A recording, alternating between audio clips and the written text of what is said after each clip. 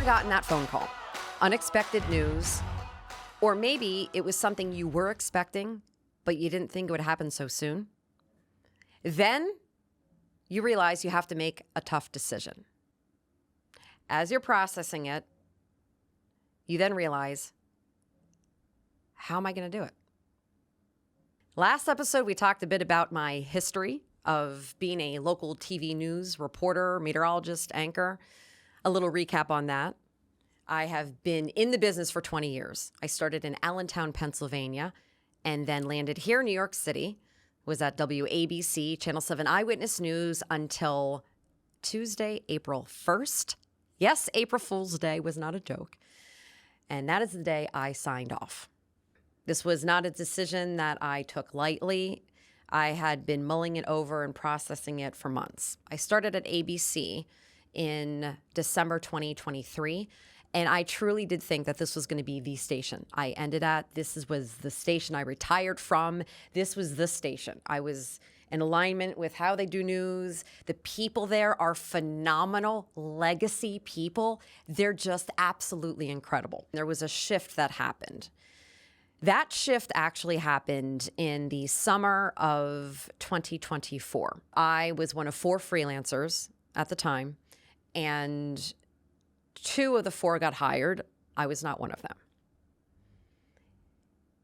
I knew it was not meant for me to get hired. I'm not upset at the people who did get hired, but I just didn't understand, I guess, why not me? And I asked my bosses that, and I didn't really get a straight answer. Because all I know is that my colleagues seem to love me, viewers seem to love me. I've done all the things, right? I'm sure a lot of people will resonate with this. You know, you're at your job, you're in that relationship, you're in a wherever moment in time, and you've done all the things. And you try to redevelop yourself and reinvigorate yourself, try to get more education, you try to get more skills, you challenge yourself, you took the risks, you did all the things, but your number is just not getting called. And you start thinking, why not me? And I was there. So at the time that I did not get selected for a full-time spot, I was also training for the New York City Marathon, which had been on a bucket list of mine, not only my New Year's resolution bucket list, but my birthday bucket list, because I have 2 of them, a birthday resolution and a New Year's. So I've had this resolution on my list for years, and I'm finally doing it, and it couldn't have come at a better time. I'm at WABC, the station that hosts the New York City Marathon, and I am working there. It's hosted by us, and I'm going to run it. This is my first marathon ever. So I'm all amped up. So I thought, you know what, let me get through my marathon. I'm going to do that. Let me get to year 1 mark of me being at WABC. Let me see how I feel. Let me check it. Now, up until this point, I had been talking to my bosses about a higher day rate, because as a freelancer, you get a day rate. And staff people, you don't. You get a salary. So I thought, you know, for the 20 years of experience I'm bringing, maybe I could get a bit more money. So I tried gracefully, politely, gently, professionally, sternly, professionally as I could to just kind of ask. And Pilot was very adamant that I speak up and I use my words, because as he says, no one will ever stand up for you but you. No one will ever speak up for you but you, right? So I spoke up as much as I could, but you know, year 1 came and I did a little check-in, and I still loved what I was doing, but I started realizing I was feeling a little undervalued, you know? So I realized that I needed to make a change. I needed something, but I just didn't know what. And that's like the $1 million question in my industry. If you decide that you're going to leave, exit stage left TV news, what are you going to do? I kind of felt at the end of my time with local news, it was more so like a relationship. like a very serious relationship. And in which case I actually did tell my bosses, I feel like we're dating, right? Like, you've met my parents, I've met yours. You take me to all of the weddings and all the family functions. We are living together. And I'm wondering, where's the ring? So my bosses laughed at that, but they thought it was a good analogy because it really was. So I was at this point, like, where's the commitment? You know, like, you can't, like, what's going on? So now we get into 2025. And for whatever reason, I just felt like this year was the year I was going to make the big change. My gut was screaming to me. And didn't know it was going to be this, but so I ended up writing on my New Year's resolution, be your own boss. Now, how that was going to be, not really sure, but I knew that I needed to make a change because I just didn't feel like I was being seen. I felt overlooked and I felt pushed aside. So let's fast forward to March. March is where it all went down. So March 20th, I have a meeting with one of my bosses. And she just wanted to check in to see how I was doing, told me she was meeting with all the other talent. And I said, okay. So we met. It was a lovely meeting. And, you know, asked me how I was doing. I said I was great. And then she and I just made small talk. But this meeting was different for me because I went into it thinking this was going to be a compass read for me. I talk a lot, but this is a meeting I was not going to talk. I was going to listen more, talk less. I wanted to hear what she had to say. So at one point, I said to her, and at this point I had 5 days. I was hired. I basically on surface level full-time hours. But something wasn't sitting well with me in my gut. So I said to her, I thought you were bringing me in here because you were going to pull back my hours and you were no longer going to be having me do weather. And she said, no, everything's fine. No, absolutely not. Reassured me. I said, okay.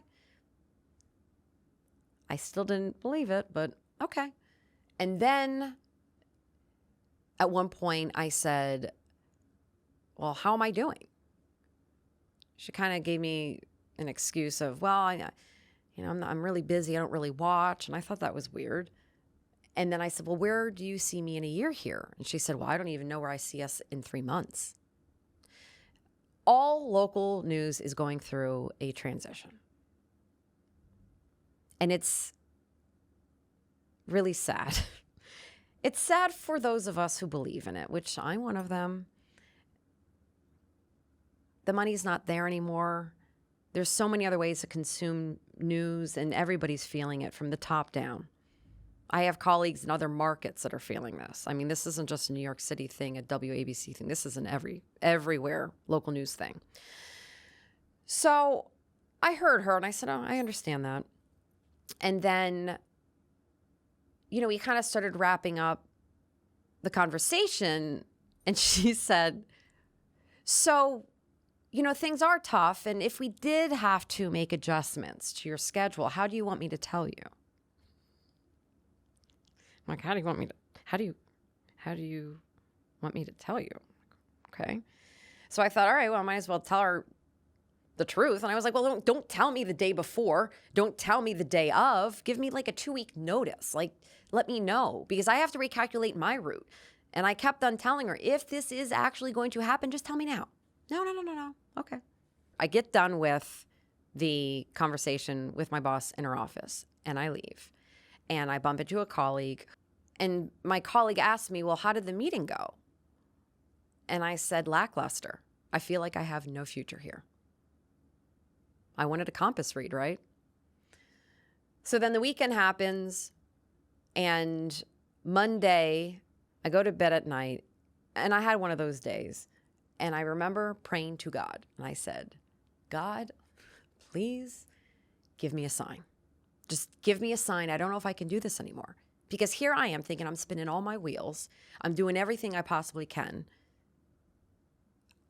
People enjoy my work. People like my work. Yet management isn't giving me the elevation that I feel after everything I've done and do. I kind of feel like I earned it. I felt like I was attending a dinner party and I would bring my dish, and everybody loved my dish, to the point that they wanted me to bring doubles, triples, and wanted the recipe. But when it came time to sit down for the meal, I never had a place setting. Isn't that heartbreaking? Oh, it's just so sad. So that's just how I felt at WABC. And all of my colleagues didn't understand why I didn't have a place setting. It was like the host, which the managers. They determine who has place setting, who doesn't. I just didn't. So now Tuesday, March 25th comes rolling around. I do my day. 1 o'clock in the afternoon, I get a phone call from my boss. And she said, hey, I just wanted to be upfront with you. And I told you I'd let you know right when I knew, but we're going to have to pull your hours back. And I'm thinking to myself, hold up. We were in your office 5 days ago, and I told you this. I told you this. And you looked at me and said, no, no, no. Girl. So I'm thinking this, did not say it. And I'm thinking, oh, you've got to be kidding me. Okay. It's like an out-of-body experience when you get a call like this, because I'm sure we've all been there. So I said, uh-huh. And I said, so what are we looking at for the schedule? And she said, well, it looks like you're going to be, we have 3 days available next week and then one the week after. And one of the days they wanted me to fill in that was available to me was a day where I would report. However, that was also a day I knew that the meteorologist I cover for often was on vacation and I wasn't being asked to do weather. And then it really hit me that I was so right on. My gut was so spot on, it was ridiculous. I get off the phone and Pilot is in the next room. So I walk over and Pilot, again, for those of you who don't know, my husband is an airline pilot and will remain anonymous because he does not like being out in the public. His voice will not be heard. I'm still working on that. His image will not be seen. His name will not be released. Anyway, so I go in to Pilot and he says, well, what was that all about? And I said, well, I guess they don't need me as much coming up. So he looks at me and he's like, I'm not going to tell you what to do. And mind you, he has been through this with me for years. And he has been walking me through things, talking through things with me. And he was like, well, I'm not going to tell you what to do. You know what you need to do. Do what you're going to do. I'm not going to tell you what to do. Which is basically, I gotta go. And he said something that I thought was very interesting. He said, this isn't a light at the end of the tunnel for you. This is a train coming at you. And then he says to me, why don't you record what just happened? Get your phone and, I don't know, put a video diary, the thing you do, like you talk in your phone, in your video camera. And it's also called a vlog. So I thought I never have really done that. So I did.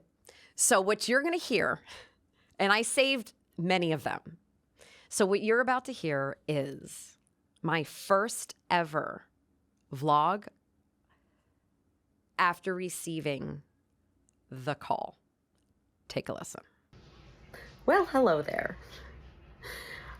Ooh, okay, so we are going to make a little bit of an announcement, and I'm trying to process everything here, but So we are starting another journey. Earlier today, my general manager at WABC let me know that they are basically downsizing at Eyewitness News. And as a result, I'm collateral damage. And I laugh because I just do. It's just, anyway, yeah. So I'm going to try to explain this, and for viewers, when you watch on TV, you would never know the difference. But you're either staff or freelance at a news station, right? Oftentimes you're staff. I've always been staff until I got to New York, where it works on a different situation where there's a lot of freelance. So I worked at CBS 2, started freelance, and then I went to Fox 5, started freelance, got hired as staff. Then I left and I went, currently I'm at Channel 7 Eyewitness News, and I'm freelance. So what that means is you don't get a salary, you get a day rate, and you're hired, you're on air like a full-timer. So again, it's such insider stuff. So, but anyway, the reason I bring that up is because, if you're a freelancer, you're kind of at the mercy of what's going on in the industry. So, if you have been living under a rock, the TV news industry is suffering tremendously. I don't think I need to tell you that. Only for those of you who've been living under a rock, we're all feeling it. Especially those of us who are in it. Our little devices, they have made it somewhat complicated. And everybody is scrolling these days. Nobody's really tuning in. I mean, people are. But anyway, so as a result of the TV news industry suffering and really hard, trying times, you've seen the layoffs in the news, reported by the news. So ABC News is hurting, just like every other station, every other network out there. So my general manager called me, and she was sweet about it, and I thank her for it, and just basically said,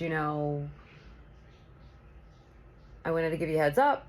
We're not going to really be able to hire you as often. Maybe once, twice a week. And as you know, I'm on in the morning pretty frequently. That will be until next week. So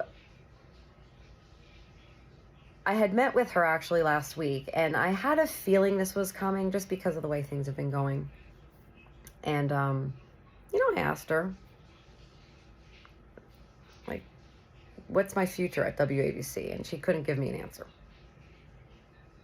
And what really sucks is that I've got colleagues, I've got viewers who love my work. Not everybody. I'm not everybody's taste, I get that. But what makes it painful is that all of these people who tune in and watch my work love it. Yet, management at WABC doesn't see it. At least that's my perspective.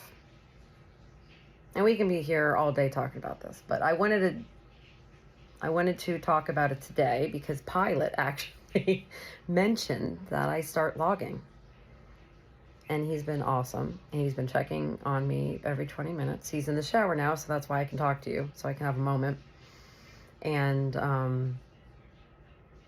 asking how I'm feeling. And I'm not devastated. Because I think I've been quietly trying to break up with news. I mean, listen, I left Fox 5, full contract. I was offered $140,000 to stay. Which, by the way, it's not a lot, but in TV land, but I was offered to say I couldn't do it. It just wasn't my thing there anymore. And I had no idea what I was going to do next. And I think what's happening now is that at WABC, they're just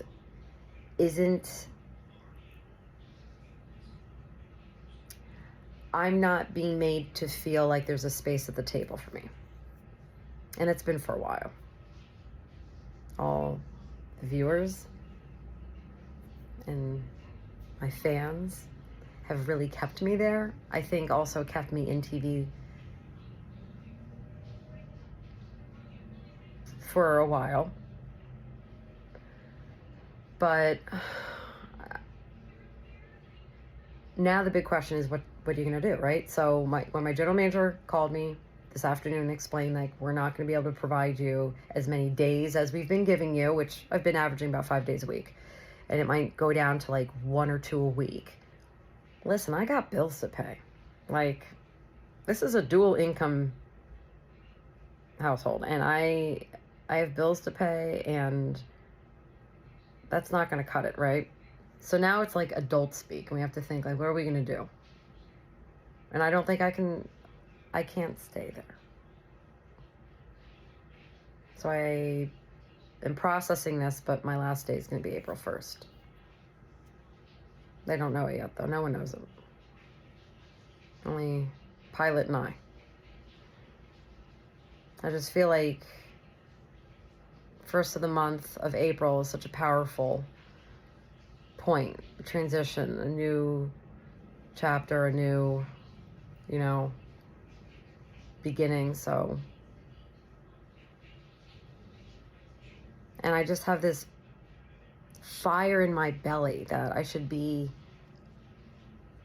starting something else. Really, I want to start a podcast. And I want to be my own boss. And I think after 20 years in this industry, learning everything, and one can argue I'm an expert in what I do.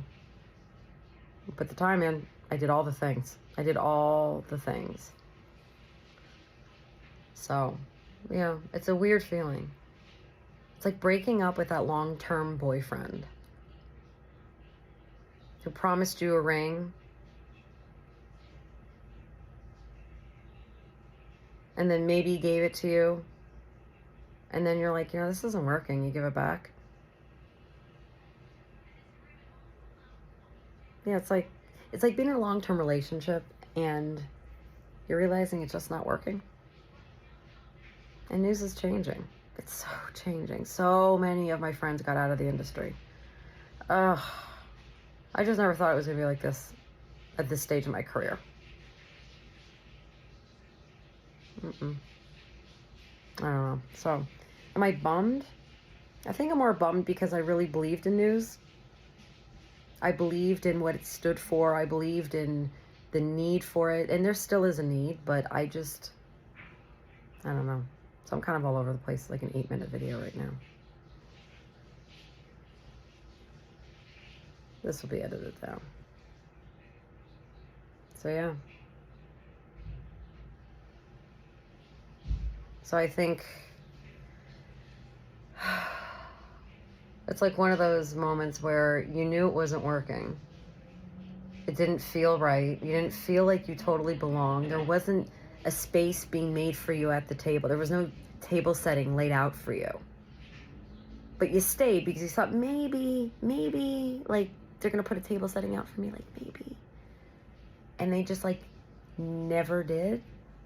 And then not only that, they're, like, running out of utensils and plates and even food. And, like, how much longer are you going to stick around? Like, really?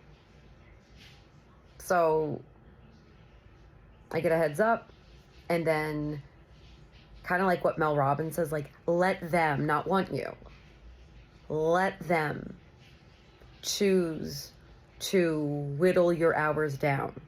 Let them. Because now I have to let me find where my value is and where I will feel worthiness.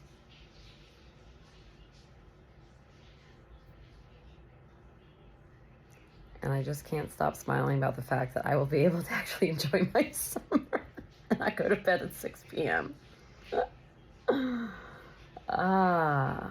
Anyway, so I'm making this decision.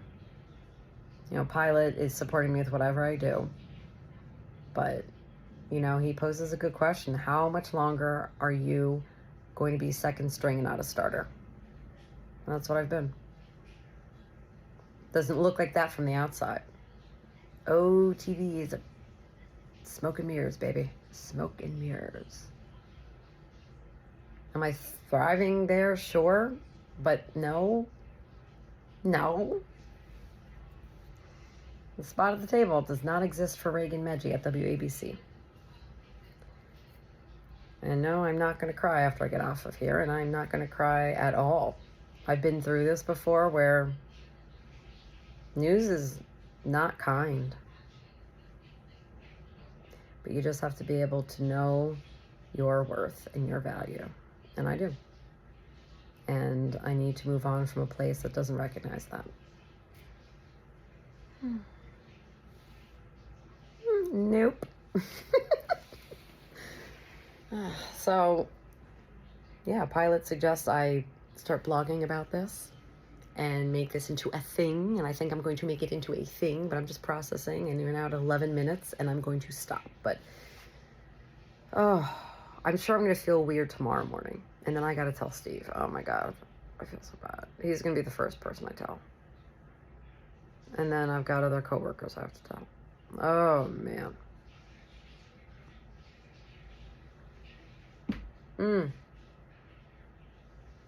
Yeah, this is like, I don't want to shut this off because I feel like this is like a sweet moment. And I'm going to look back on this video and think, girl, you had no idea it was down the road for you.